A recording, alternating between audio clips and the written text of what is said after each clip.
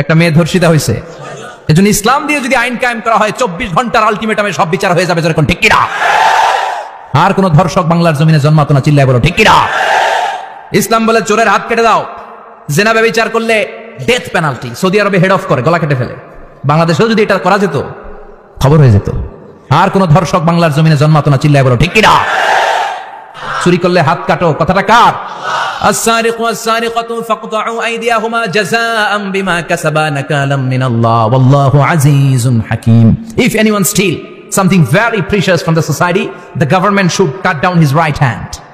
দামি কিছু চুরি করলে, এটা সাক্ষীর দ্বারা সাব্যস্ত হলে গভর্নমেন্টের উচিত তার ডান হাতটা এক কোপ মেরে কেটে দেয়া। কার কথা? বানু মাখজুমিয়া গোত্রের এক মেয়ে মদিনাতে চুরিতে ধরা পড়লো। অনেক বড় ফ্যামিলির, ডিগনিফাইড শিল্পপতির মেয়ে। সাহাবারা বলল, এই মেয়ের হাত যদি বিশ্বনবী মদিনায় কেটে দেয়, মদিনাতে তো মারামারি লেগে যাবে।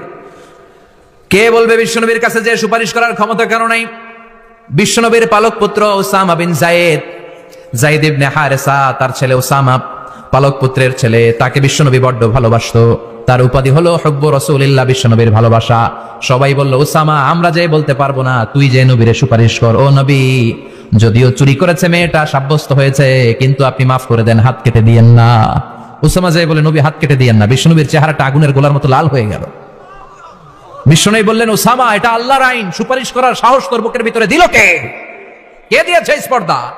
লাউ আন্না ফাতিমা বিনতে মুহাম্মদ সারাকাত লাকাতা মুহাম্মাদুন ইয়াদাহা। এই মেয়ে তো দূরের কথা, আমার কলিজার টুকরা, নয়নের পুটুলি, জান্নাতি নারীদের সর্দারিনী আমার মেয়ে ফাতেমাও যদি চুরিতে ধরা পড়ে, আমি তলোয়ারটা বের করে ফাতেমার হাত কেটে দিতে 1 সেকেন্ডও দেরি করব না। কারণ আইনটা কার? চিল্লায় বলেন কার? এজন্য বাংলাদেশে চুরি চামারি আছে না নাই? হাজার হাজার কোটি টাকা উধাও হয়ে যায়, আছে না নাই?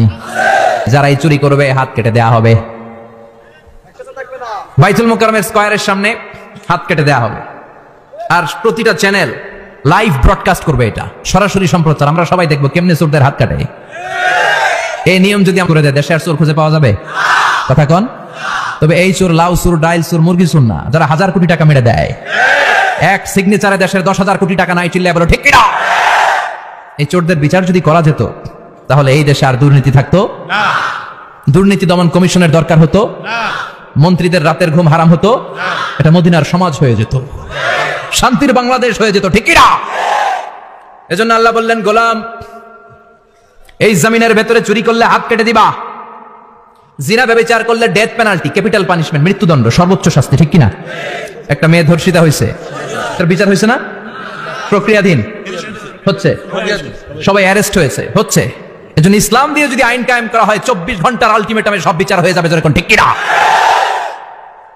ইসলাম বলে চোরের হাত কেটে দাও, জেনা ব্যভিচার করলে ডেথ পেনাল্টি। সৌদি আরবে হেড অফ করে, গলা কেটে ফেলে। বাংলাদেশেও যদি এটা করা যেত, খবর হয়ে যেত। আর কোন ধর্ষক বাংলার জমিনে জন্মাতো না, চিল্লায় বলো ঠিক কিনা?